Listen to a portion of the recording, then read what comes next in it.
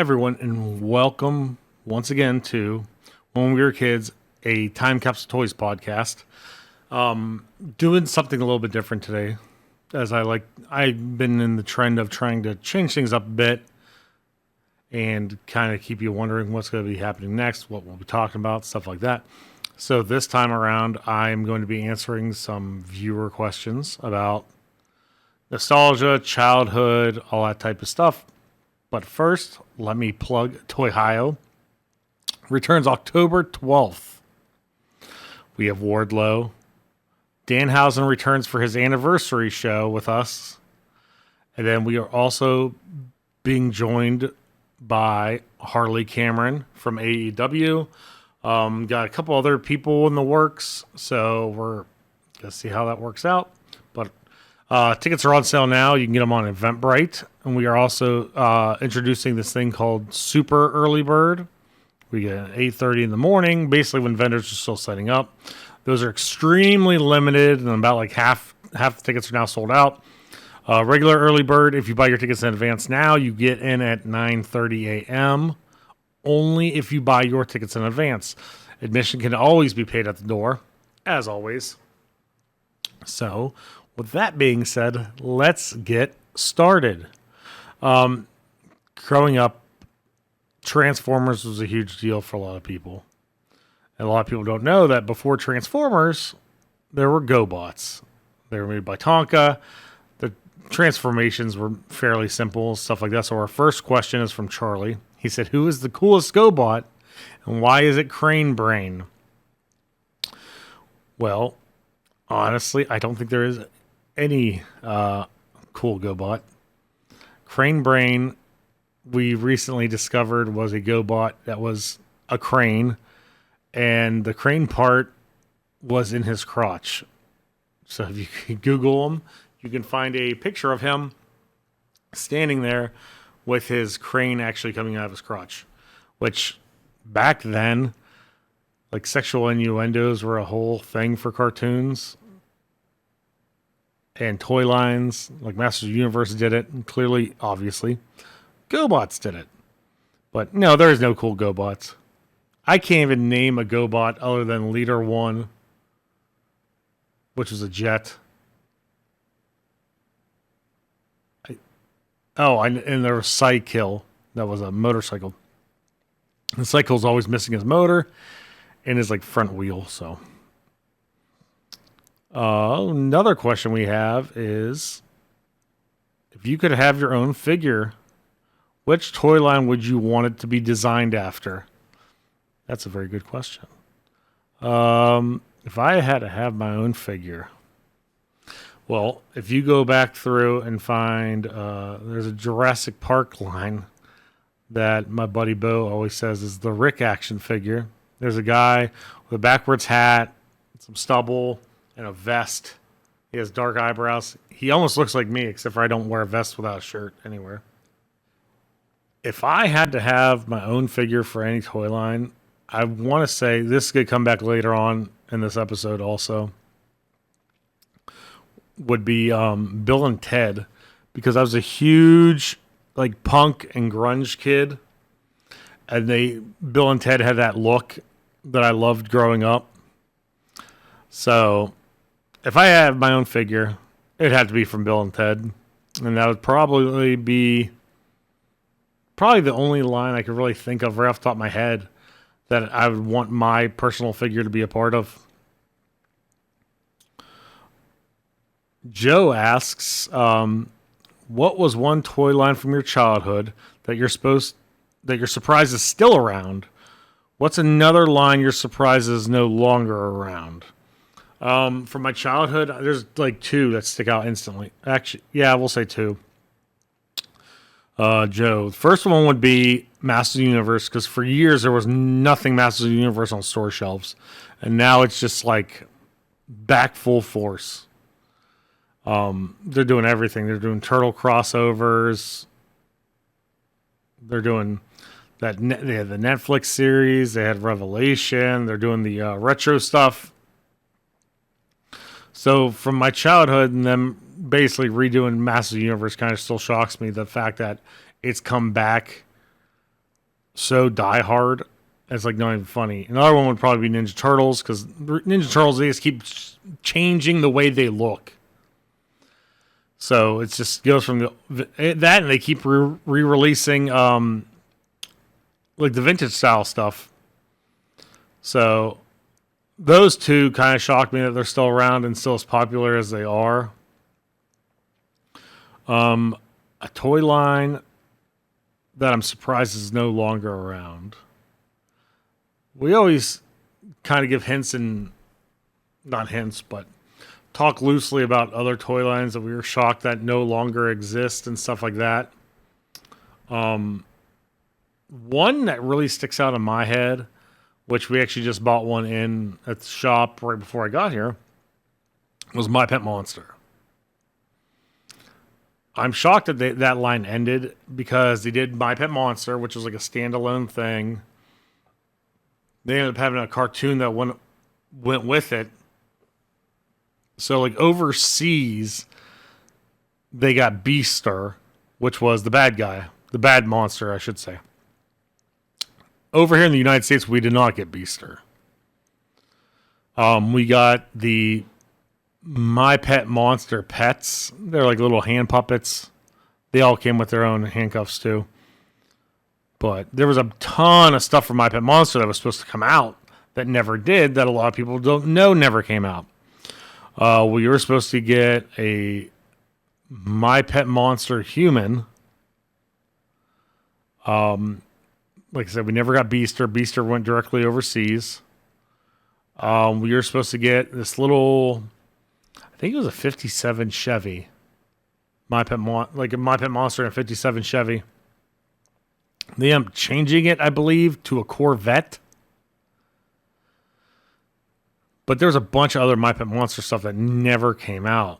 And I'm kind of shocked, like, it's still not around today because My Pet Monster's still highly popular.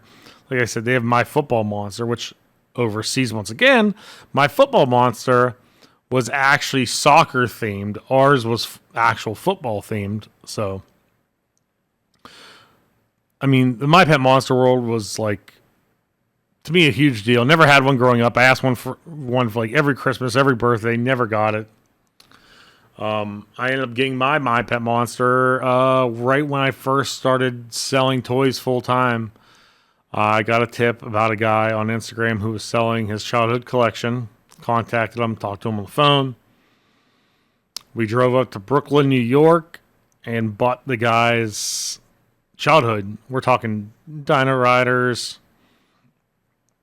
Turtles, everything. But when we got there, he's like, oh, there's other stuff that I never sent you pictures of. And I opened up a garbage bag, and I pulled out a My Pet Monster.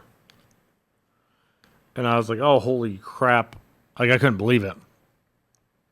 And I bought the My Pet Monster. And I still have it to this day. That was the one I wanted. And that's the one I wanted. I wanted it forever. I got it. And it also came with a really cool story that I got in Brooklyn, New York. Guy's childhood. His story was even crazier. His mom was on the news for being a hoarder. They kicked in the door. You can actually find it on the news thing on YouTube.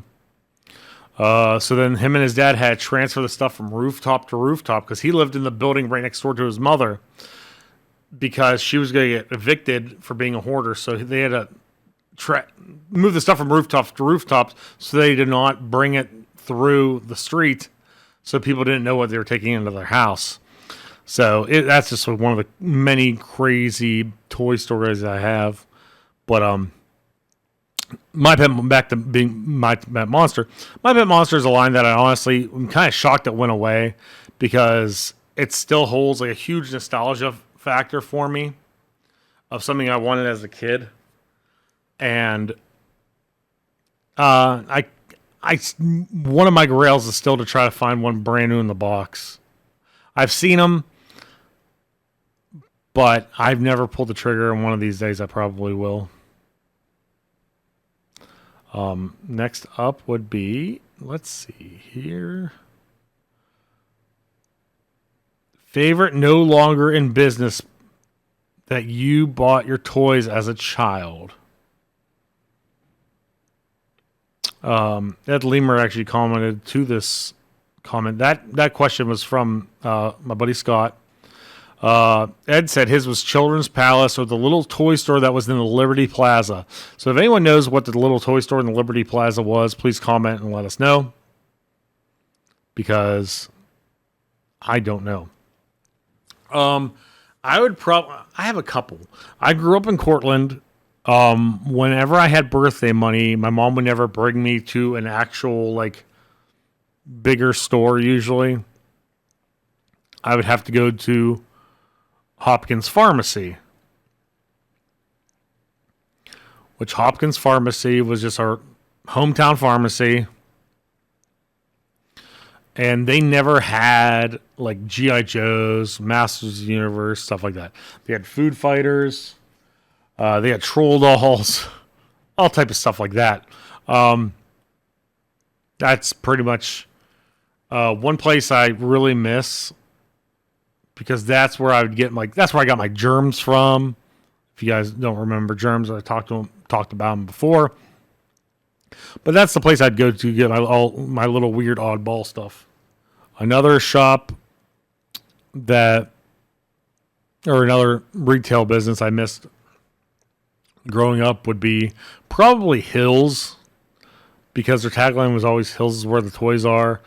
You get those Hills flyers in the mail. I get so excited to look and see what they even have.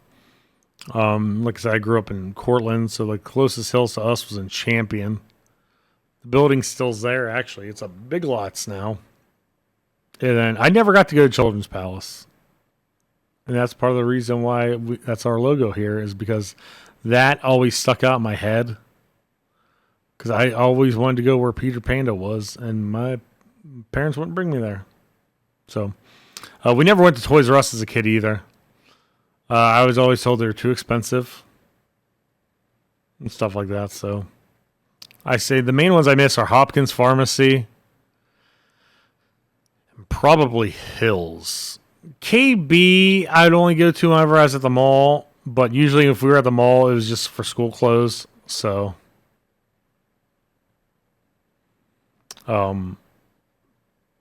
next up would be Mark Maletta.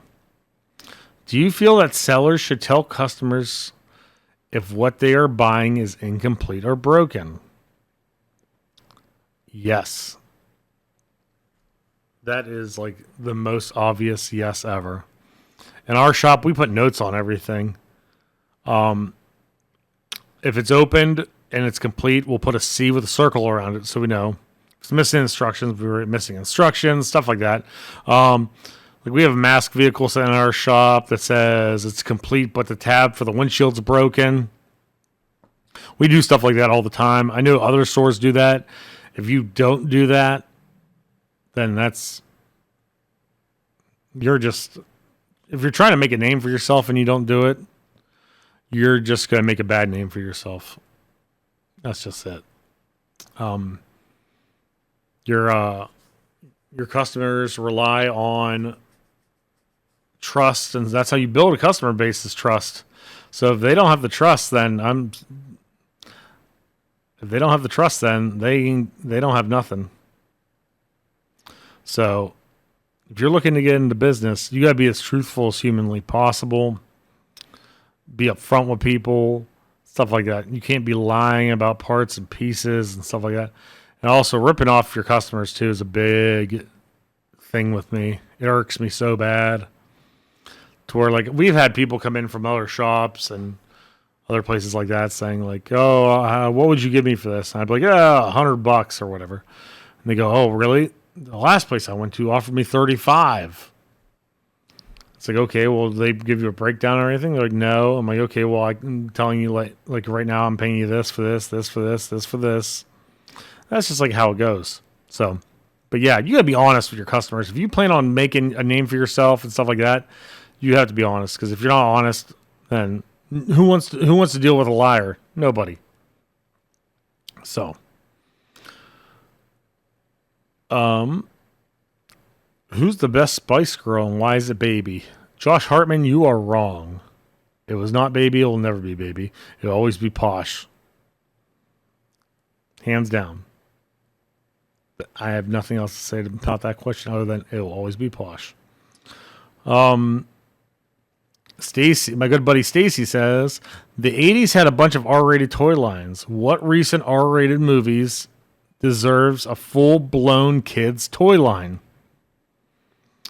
So like we had Toxic Crusaders, which was based off Toxic Avenger. Also had a cartoon. We had Rambo. We've had Predator. We've had Terminator. I'm trying to think of an R-rated movie that should have had a toy line that we have not already talked about.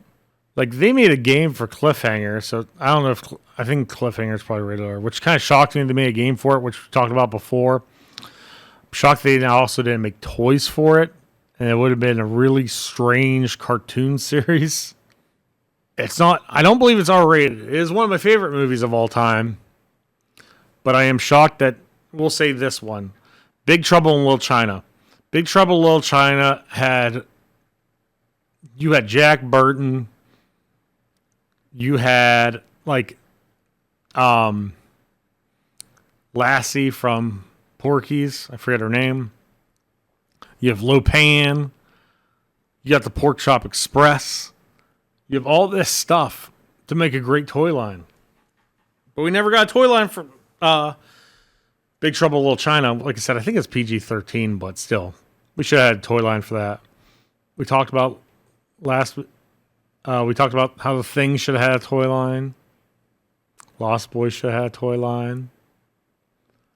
I'm trying to think of what other R-rated movies should have had a toy line. This question's really stumped me, Stacy. We'll have to come back to it. Because I'm going to give myself some time to think. If you could go back to the 1980s, what toy line would you buy the complete run and keep new? What store display item would you want? That's from William Jackson. I already know the store display I'd want. There was these, I believe it was 3 red panels from Masters of the Universe. I've seen them at shows and everything else. They are like $2,500 to $4,000 for all 3 panels. They're super bright. They stand out. They're bright. Like I said, the background's bright red, there's bright blues, there's bright yellows. That's the one that would stick out to me of wanting the most. I'm sure there's some other ones from the 80s that I honestly don't remember. But the Masters of the Universe ones, that's the ones I see at shows and stuff like that. It just stands out to me. So, I would say that. The toy line from the 80s, if I could go back... would be, I would say Ninja Turtles, but a lot of the better ones came out in the 90s. So I wouldn't be able to say that. 80s. I would probably say I would go back. I'd probably just go back and do Masters of the Universe. And make sure I get the ones that I missed. I'd have to get the ones towards the end of the line, like the Twistoid, Rotar, Snakeface, Scareglow, Sorceress, stuff like that. Those are the ones that I never had. Oh, I had Sorceress as a kid, but I never had Twistoid, Rotar, or Snakeface. And those are the ones that I never had as a kid, and those are the ones worth the most right now. So I think that... Even with if I could go back too, because then you have the vehicles, you have the castles, you have all that stuff, you have Eternia. So if I can go back in time and get them all sealed, I would 1,000% do it. So yeah, that whole question just revolved around Masters of the Universe, basically. My buddy Sasha says, which store had the best mascot? I would say, hands down, would be Jeffrey the Giraffe. He was that giraffe was the mainstay through Toys R Us throughout the years. And every time, like, much like how everything has to change, all that stuff, they changed it. They did what they had to do. Stuff like that. They kept them updated. They modernized them. But to me, the one that will always stand out in my head is like the 90s Jeffrey. The very cartoony one. That's the one I really liked, and that's the one I loved, and that's the one that, like, when I think of toy stores, that's the image that pops into my head. Second place would probably be Peter Panda. There's just something about that panda. I love Children's Palace stuff. Never got to go there as a kid. I think that's why I have kind of an attachment to it. Is because it was something I never got to personally experience. A childhood favorite one, once again, a lot of people might not remember this, would be the Hills elf. I forget what his name was. It's around the tip of my tongue. But yeah, Hills, every Christmas they had an elf that they would use for their advertisements and stuff like that. He had a white beard, a big hat. I actually have a little plastic one of them sitting at my house. Hold on, I'm going to look it up right now. Hills mascot. What the heck is his name? He's a Sprite. His name was Sprite. I should have remembered that because I drink Sprite all the time. But yeah, that was the Hills mascot. And then probably dead last would probably be the KB Nutcracker guy. Why do you think starting lineup figures never held their value or jumped in value over the last few years? Like so many lines from the 80s and 90s, with the exception of a few Jordan ones, you can usually walk in any shop or toy show and see loose bins for $1 or $2 a piece, or on card for $5 to $10. That's from my buddy Seth. I read an article a couple years ago about starting lineups. Or it wasn't even about starting lineups, it was about toys in general. And what really shocked me was they had a list of the most expensive toys that you wouldn't know were expensive. And it really shocked me. I'm like, okay, I read the list. Scratch from Teenage Mutant Ninja Turtles was on the list. I was like, okay, this is like legit. The next thing on the list was Utah Jazz starting lineups. I'm like, this list is full of crap. I went on eBay and looked. That first year of starting lineup, NBA, especially the Utah Jazz, are such insane money. It's not even, like, I'm not even joking. Like, the Utah Jazz ones are so much, it's mind-boggling. Like, anyone would think, like, you would think they're worthless. They're not. They're worth so much money. Even the cards from them are worth a ton. It was the 1988 starting lineup. I think it was 88 or 87. Starting lineups. A loose Karl Malone sold for $105. A sealed, graded Karl Malone sold for $1,322. A Karl Malone not graded sold for like $900. So there's like 3 members of the Utah Jazz that are worth a ton of money. And that's the thing. It all depends on the player, all that. Like the 1988 John Stockton's another one. I forget the other Utah Jazz player. That's worth a bunch of money. But the John Stockton one, okay, none are selling. But they're listed for his rookie one is $949 or best offer. Here's an AFA one. It got $70. And it's $800. So there's 2. The first year of NBA starting lineups are actually worth a ton of money. It's just because Utah Jazz, for some reason, those ones are the most money. And it's insane. The Jordan ones can fetch like $25 to $50 depending on the flow of things. But those freaking Utah Jazz, you can't find them. Another crazy thing is any Cleveland Brown one's worth money. Because, one, the Browns didn't have that many good players. I'm a Browns fan and I can say that.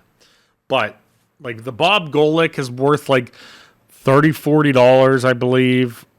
Loose is probably like 15 to 20. I think Eric Metcalf had one, and Bernie Kosar had one. Those ones are all in the we'll say $25 to $40 range. Last time I checked, but after the certain ones, yeah, starting lineups are not worth it. A lot of the other players aren't worth anything. Is that 88 NBA, and then like the Cleveland Browns ones. Jason Armstrong asks, ever trade toys with a friend and then regret it instantly? Or bet a friend for some toys and lose the bet? I personally lost Series 1 and 2 Garbage Pail Kids in a bet, and I'm not going to lie, I cried. Well, Jason, I'm sorry. I'd be glad it was Series 1 and 2, because if it's the later series, then you'd really be crying, because later series are way harder to find. I never traded toys or anything that I regretted, but I do have a story about growing up that's quite heartbreaking. Growing up, I would only drink out of a Fred Flintstone bottle. Mind you, I looked this thing up a couple months ago just to see what it was worth now, because once again, it's my childhood. I have an emotional attachment to it. And I'll get to the story. I was born in 81. The bottle was from like, I don't know, 77, 78. So I thought it was real strange that I was using I thought about this when I looked it up. I was using a bottle that was so old all the time. But it was the only thing I drank out of. My parents tried to get me to drink out of cups. I refused. Still wanted that Fred Flintstone bottle. So my dad's idea was, let's turn that Fred Flintstone bottle into a cup. My dad cut Fred's head off. I cried like there was no tomorrow. That traumatized me so bad. It was like, that was my go-to thing. Like, if I needed a drink, it had to come out of Fred Flintstone's head, and my dad lobbed his head off. So I never traded toys with anyone and regretted it. But I regretted not learning how to drink from a cup earlier. So I could have had, so Fred wouldn't have become decapitated. Danny asks, why did we like playing with toys as kids? Well, constantly, times change. Things get different. Things do whatever, you know what I mean? Like, back then we didn't have the internet. We didn't have electronics.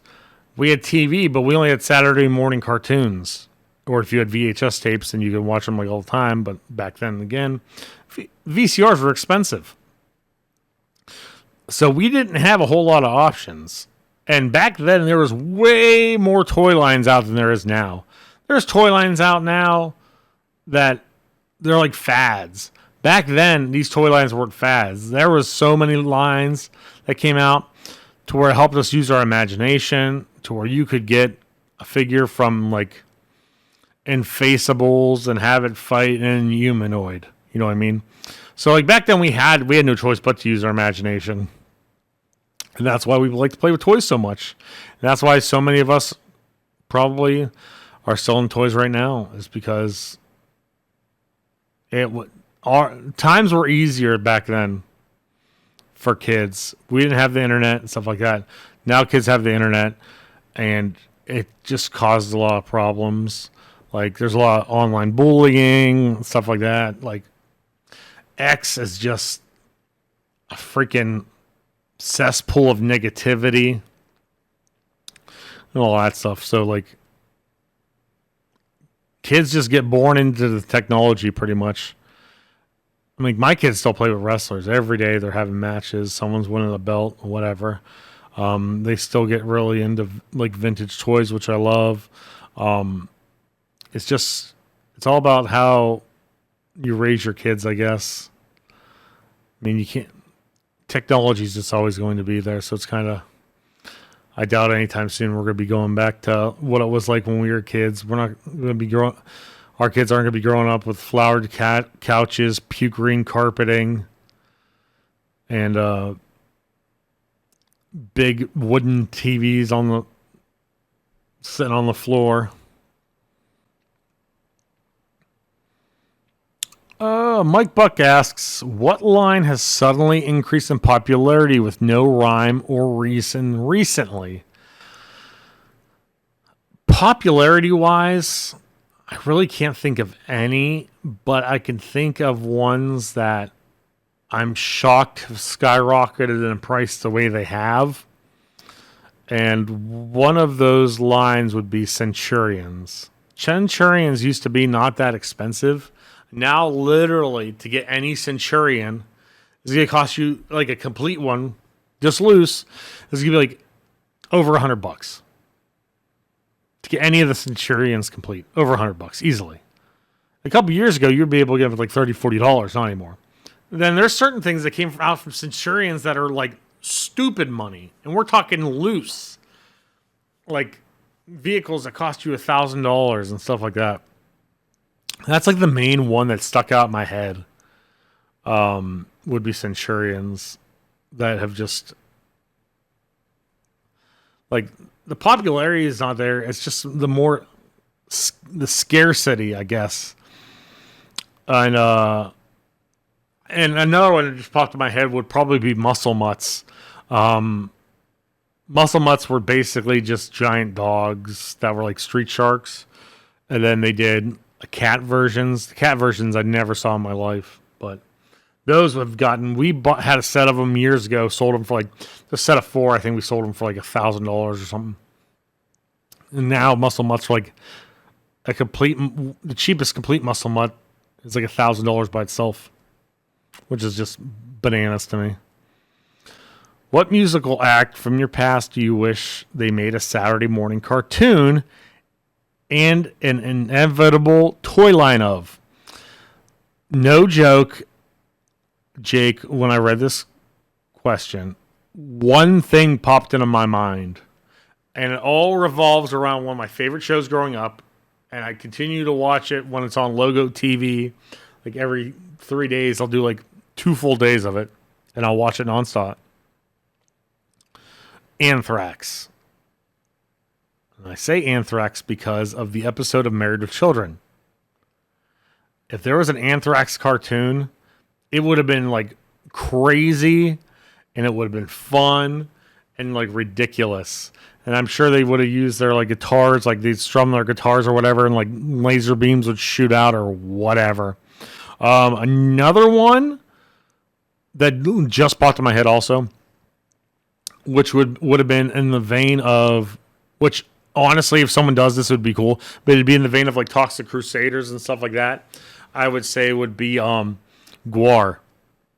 If you got Gwar, a toy line much like Toxic Crusaders, and a cartoon like Toxic Crusaders, even if you did it now and kept it like the 3 3/4 inch size, 4-inch size, I think they'd be making a ton of money. My buddy Matt Mitchell, what unreleased mock-up or prototype would have you liked to see the most? Toys that we now know were going to be made, but inevitably, I can't talk, weren't. Well, funny you mentioned that, Matt. I have one sitting here with me. I'm a big fan of Bill and Ted's. And Bill and Ted's, like, I love the toy line. Never had them as a kid. I just love the movies growing up because I love the whole grunge thing. And the story's just so ridiculous. I have here, this is the rarest toy I own. It is a hand-painted prototype. Never released. This was supposed to come out, I believe, in Wave 2 of Bill and Ted. We'll be careful with them. If I can get them out. Hand-painted prototype right there.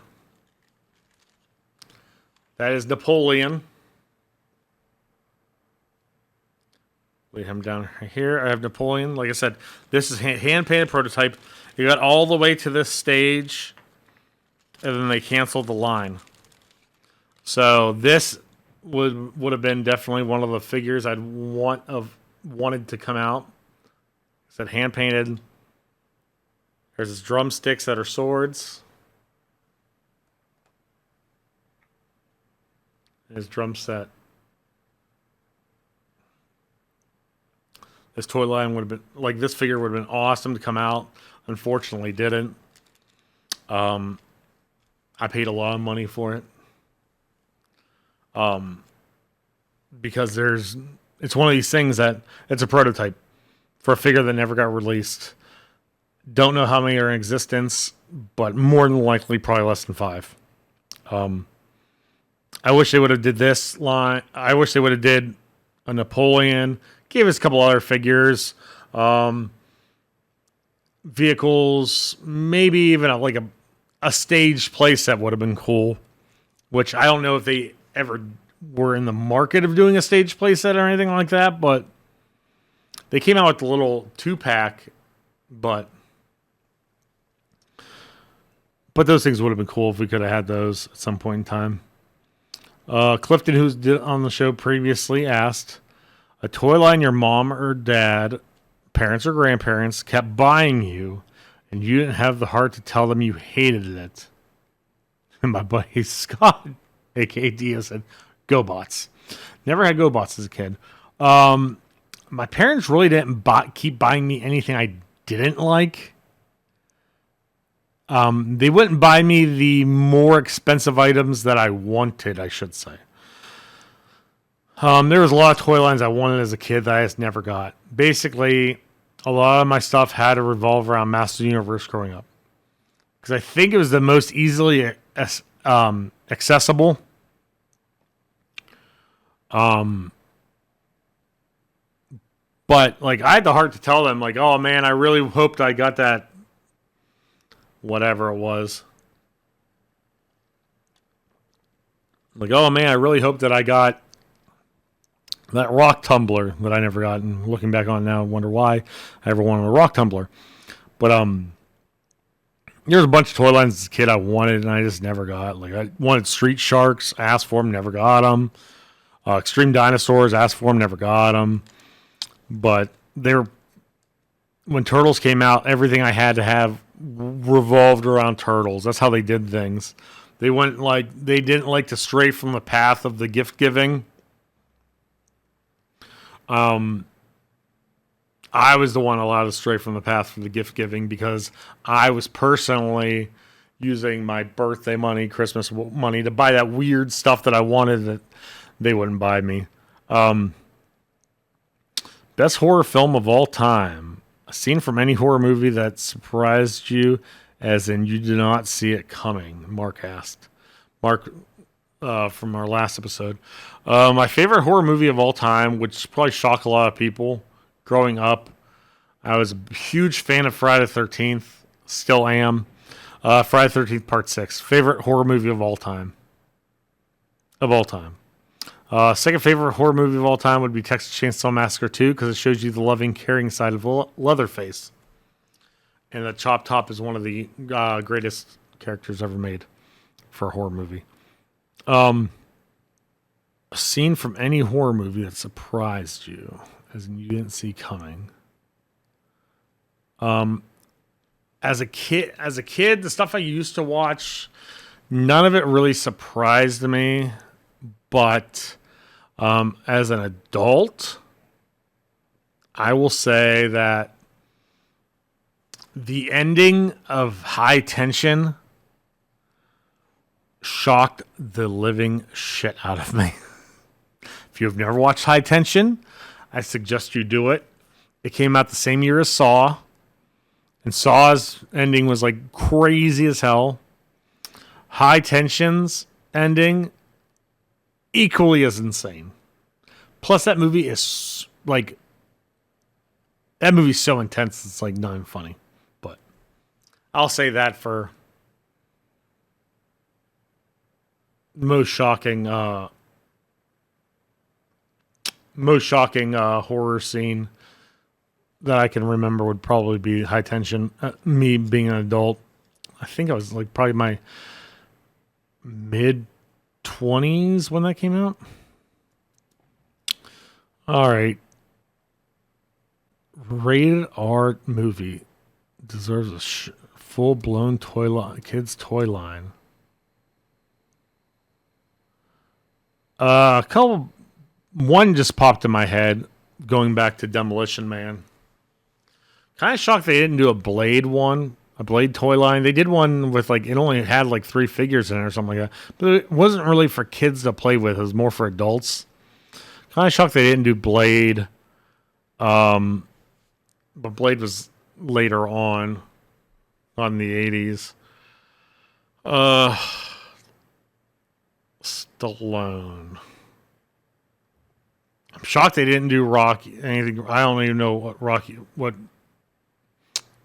was rated, but I'm shocked they didn't do a Rocky line for kids. They did one for kids actually. I think it was made by Remco. God, Stacy, you stumped me. I'll think of some really weird ones right now that with the weird stuff they put out for kids would make you think, well, why didn't you try that? Like Cape Fear. Cape Fear was a huge deal.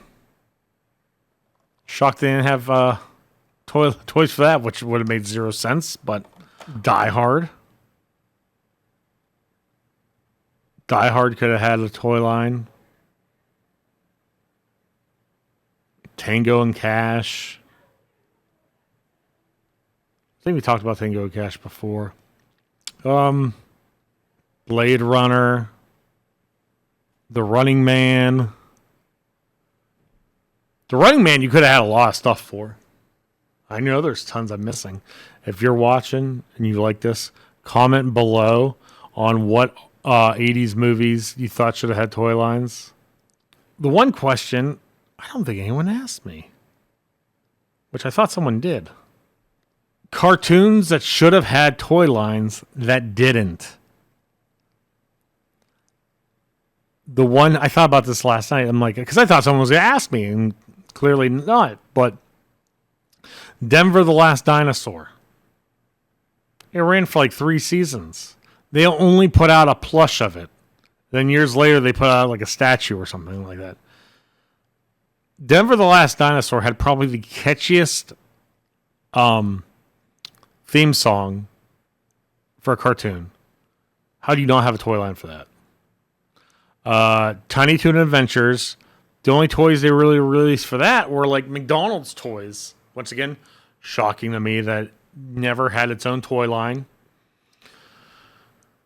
We'll throw some oddball stuff out there too that I feel should have had a toy line, like Camp Candy. Should have had a toy line. It didn't. Denver the Last Dinosaur is the one that really gets me, and how it didn't have its own toy line. And then we'll go with a toy that should have its own. There was a toy line I feel it should have had its own cartoon, and it didn't. Would have been Monster in My Pocket. I feel you could have did a lot of stuff with a Monster in My Pocket cartoon. One movie that comes to mind that had a toy line, it had cards and stuff like that. It probably should have had its own cartoon series too, which was The Rocketeer. That just popped in my head. It had toys. It had a movie. Should have had a cartoon. Or should have had a cartoon, yeah. But it didn't. But that will all be... We'll have to remember some of these for future topics and stuff like that. But I'm going to sign off here. Keep this episode kind of short. I want to thank everyone tuning in and checking us out. We greatly appreciate it. Next week, we'll throw some more curveballs at you for the next episode of When We Were Kids, a Time Capsule Toys podcast. Please make sure to subscribe, comment on all of our videos, share them.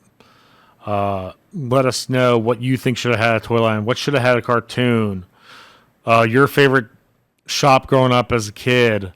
And also, please support Youngstown Studios videos. Make sure to give some of those a watch, stuff like that. Check out Time Capsule Toys. We'll be running, since this is actually going to be coming out on Thursday, we're running a Labor Day sale Friday, Saturday, Sunday. We'll be closed on Labor Day itself.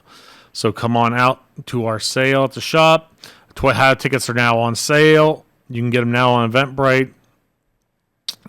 Super early birds are on Eventbrite only. Early birds can be bought on Eventbrite or at Time Capsule Toys. You can come see Wardlow, Harley Cameron, and the very nice, very evil Danhausen on October 12th. Tables are sold out. It's going to be ridiculous, and there's going to be so many. You're going to have so many nostalgic moments there. It won't even be funny. You'll think that you're a kid again. Thanks for tuning in and checking us out.